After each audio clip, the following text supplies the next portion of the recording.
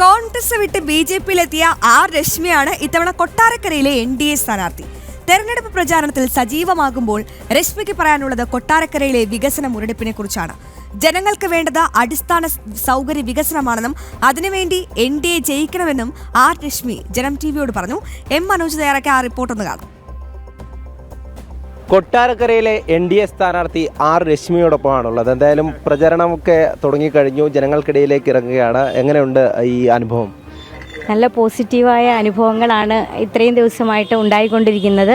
ഇന്ന് രാവിലെ എനിക്ക് വലിയ സന്തോഷം തോന്നിയത് RSSൻ്റെ കൊട്ടാരക്കര കാര്യാലയത്തിൽ ചെല്ലുവാനും ഇതിൻ്റെ സ്ഥാപകൻ്റെ ജന്മദിനം കൂടിയാണിന്ന്. അതിൻ്റെ ആഘോഷങ്ങളുടെ ഭാഗമായി അവരെല്ലാം ഒത്തുകൂടിയിട്ടുണ്ടായിരുന്നു. അവരോടൊപ്പം കുറച്ച് സമയം ചെലവഴിക്കാൻ സാധിച്ചു. അതിനുശേഷം 2-3 മരണങ്ങൾ പടിഞ്ഞാറ്റിങ്കര മഹാദേവൻ്റെ അടുത്ത് ചെന്നു. അതിനുശേഷം 2-3 മരണവീടുകൾ സന്ദർശിച്ചതിന് ശേഷമാണ് ഇന്ന് പര്യടനം കരിയപ്രയിലെ കടകമ്പോളങ്ങളാണ്. തീർച്ചയായും കൊട്ടാരക്കരയെ സംബന്ധിച്ചിടത്തോളം ജനങ്ങൾക്ക് ഏറെ പറയാനുണ്ടാകും. അതായത് വികസനത്തെക്കുറിച്ചും അതോടൊപ്പം തന്നെ കുറേയധികം പ്രശ്നങ്ങളുണ്ടാവുമല്ലോ. അപ്പോൾ ആ പ്രശ്നങ്ങളൊക്കെ നമുക്ക് അടുത്തറിയാൻ സാധിക്കുന്നുണ്ട്. തീർച്ചയായും അടുത്തറിയാൻ സാധിക്കുന്നുണ്ട്. ജനങ്ങളെ മുന്നോട്ട് വയ്ക്കുന്ന ഏറ്റവും പ്രധാനപ്പെട്ട പ്രശ്നം എന്ന് പറയുന്നത് കൊട്ടാരക്കര നിയോജക മണ്ഡലത്തിൻ്റെ ഗതാഗത കുരുക്ക് തന്നെയാണ്.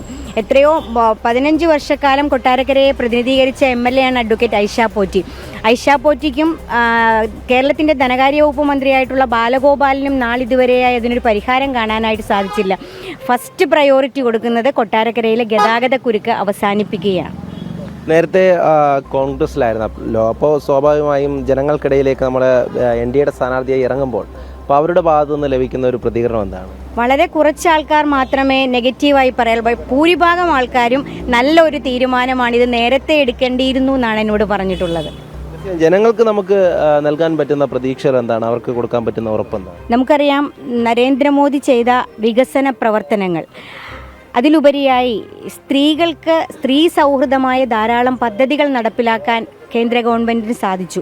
അത് തന്നെ താഴെത്തട്ടിലേക്ക് എത്തിക്കാൻ ഭാരതീയ ജനതാ പാർട്ടിയുടെ നേതാക്കന്മാരോടൊപ്പം സഹപ്രവർത്തകരോടൊപ്പം സജീവമായി ഉണ്ടാവും. അതിലുപരിയായി കൊട്ടാരക്കരയെ സംബന്ധിച്ചിടത്തോളം നമുക്ക് നല്ലൊരു മെഡിക്കൽ കോളേജില്ല. ETC കേന്ദ്രമാക്കി ധാരാളം സ്ഥലങ്ങൾ അവിടെ വെറുതെ കിടപ്പും. അപ്പോൾ അത് നമ്മൾ ഏറ്റെടുക്കുകയും അവിടെ സാധാരണക്കാർക്ക് ആവശ്യമായ സംവിധാനങ്ങൾ, ആതുര സേവന കേന്ദ്രം നിർമ്മിക്കുന്നതിനാവശ്യമായ നടപടികളുമായി മുന്നോട്ട് പോകും. കൊട്ടാരക്കരയെ സംബന്ധിച്ച് പറയുമ്പോൾ നമുക്കറിയാം, കൊട്ടാരക്കര താലൂക്ക് ആശുപത്രി സാധാരണക്കാരുടെ അത്താണിയാണ്. കൊട്ടാരക്കര താലൂക്ക് ആശുപത്രി എന്ന് പറയുന്നത്, ആ ആശുപത്രിയിൽ യാതൊരു വികസനവുമില്ല. കുറേ ഫണ്ടുകൾ കൊണ്ടുവന്ന് അവിടെ ഇവിടെയും ധാരാളം കെട്ടിടങ്ങൾ വയ്ക്കുന്നതല്ലാതെ ഒരു രോഗി സൗഹൃദ ആശുപത്രിയായി കൊട്ടാരക്കര താലൂക്ക് ആശുപത്രിയെ മാറ്റാൻ നാളിതുവരെ നമ്മുടെ ധനകാര്യ വകുപ്പ് മന്ത്രിക്ക് സാധിച്ചിട്ടില്ല എന്നുള്ളത് ഏറ്റവും എടുത്തു പറയത്തക്ക ഒരു കാര്യമാണ്. ഇനി കുറച്ച് ദിവസമേ ഉള്ളൂ തെരഞ്ഞെടുപ്പിന്, അപ്പോൾ കുറേയധികം വേഗത്തിൽ നമ്മൾ ഓടേണ്ടി വരുമല്ലോ. വളരെ കുറച്ച് ദിവസങ്ങൾ മാത്രമാണുള്ളത്. എല്ലായിടും നമുക്കറിയാം, വീടുകൾ കയറുക എന്നുള്ളത് ഒരു അസംബ്ലി സ്ഥാനാർത്ഥിയെ സംബന്ധിച്ചിടത്തോളം വളരെയധികം ബുദ്ധിമുട്ടാണ്.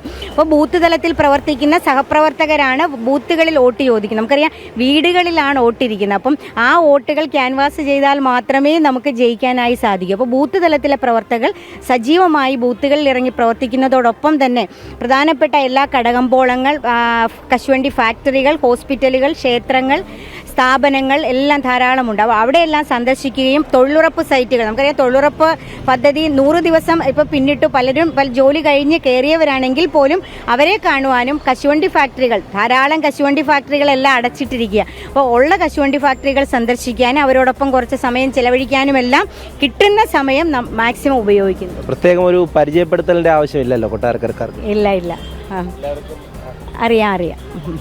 തീർച്ചയായും വലിയ ആത്മവിശ്വാസത്തിൽ തന്നെയാണ് സ്ഥാനാർത്ഥിയും ഒപ്പമുള്ളവരുമൊക്കെ. എന്തായാലും NDA സംബന്ധിച്ചിടത്തോളം കൊട്ടാരക്കരയിൽ ശക്തിയായിട്ടുള്ള ഒരു സ്ഥാനാർത്ഥിയെ തന്നെയാണ് നിയോഗിച്ചിട്ടുള്ളത്. ഇനി കുറച്ച് ദിവസം മാത്രം കൂടുതൽ ജനങ്ങളിലേക്ക് എത്തുകയാണ് സ്ഥാനാർത്ഥി. ബിജു പരവൂരിനൊപ്പം എം മനോജ്, ജനം, കൊല്ലം.